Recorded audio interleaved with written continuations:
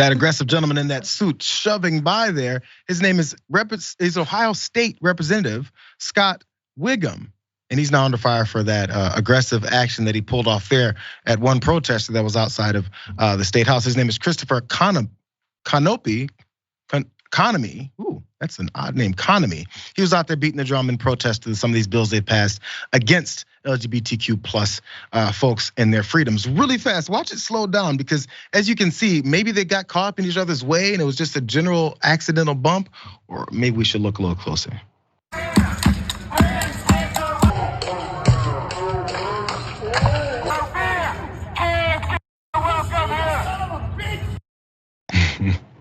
Well, one of those bills that they were protesting is one that requires teachers alert students' parents if their students questioning their sexuality. Of course, they're still going after trans folks, and even in instances where there's no issue there with anyone. Let's just preemptively go after folks. So these folks are outside and they're protesting it, which for some reason causes this guy to get this upset. Conomy said that this push was very intentional, in case you guys thought it wasn't. He says, I realized it ended up in the middle of the path. So I started backing up as he approached, and there's tons of room, and he looked me right in the eye, and he just came at me, is what Conomy told WSYX's Bob Kendrick about that whole situation. So he's got this one thing with Scott Wiggam. He was pushing people around because he doesn't like that. Well, of course, I mean, charges should definitely be filed against him though. But there's maybe that's his only one thing he's done as far as how crazy he is. This being Representative Wiggam.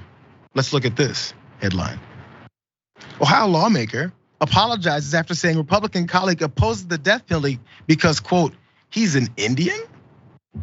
I guess I don't know a lot of the thought processes or what would qualify since someone is an Indian that they'd be opposing the death penalty. There's plenty of people who oppose the death penalty when they're not Indians, but I guess that's just a good generalization. Let's hear how he actually pointed that out to him, because that's just a headline. Watch. So nobody said, yeah, let's get rid of the death penalty except for Jean Schmidt. But anyhow, she voted with the 22. And Niraj Tani, he doesn't like it either. But he's an Indian. He's a Hindu. And so, they won't even kill cows. And I can say that because I've been over to India. I spent a summer over there. Well, I guess it's just, he's an Indian. It's just, who cares? That's the reason why that they be behind this. But that's only two things, you guys. Jackson, it's only two things we're seeing. Is there something else that he was doing that maybe is untoward and odd and maybe even offensive? Let's look at this headline from the Cincinnati Enquirer. Aide details racist and sexist behavior from Ohio GOP lawmakers. Okay, there's a bunch of them, but here's some details. A Latina legislative aide whose name is Marissa Eyes, accused her former boss of several months, Worcester Representative Scott Wiggam, that name sounds familiar, of making degrading comments about her gender and ethnicity. Quote, when I respectfully disagreed with the representative about an issue, I was told that women do not think logically. And they think with their hearts and not their brains. Isn't that the oldest one that you can toss around? Lastly, she wrote that Wiggam called her, quote, the good type of Mexican. There's a lot here. There's a lot here, Jackson. But I guess my first question, I'm glad you're here, because when I saw that, I said, oh, Jackson's on today.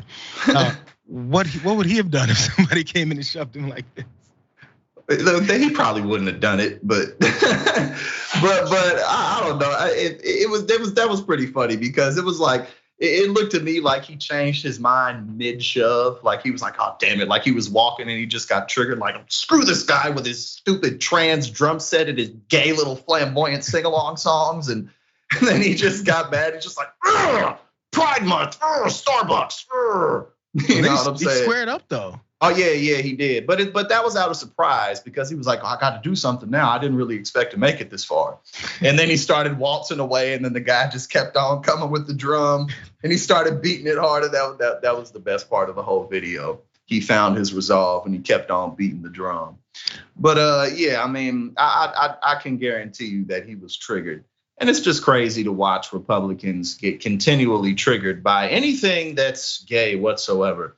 It doesn't matter what it is. It's like, we have all these economic issues. Our healthcare system isn't worth a damn. Our collegiate system is a huge mess. and they're just like, the gay people. And More. you know what I'm saying? It's so what you can win on. It's the one thing they can win on. But if somebody's protesting it, let them protest it, bro. What's the problem?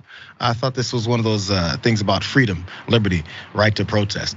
Let's take this first break, you guys. Curious if you have a couple thoughts on these first few stories. But also when we get back, cop on cop, not violence, but on one trying to withhold the law and the other wanting nothing to do with it. It's a battle of the blue, I guess could be that. We'll do that. What else has happened later in the show, you guys? We also have, you guys remember when we just discussed it yesterday with Ben Glebe, when there was the Pride celebration at the White House, and one trans activist then flashed the camera and posed with her breasts out. Well, there's some folks who actually enjoyed it, and you might be surprised who that is. We'll do all that when we get back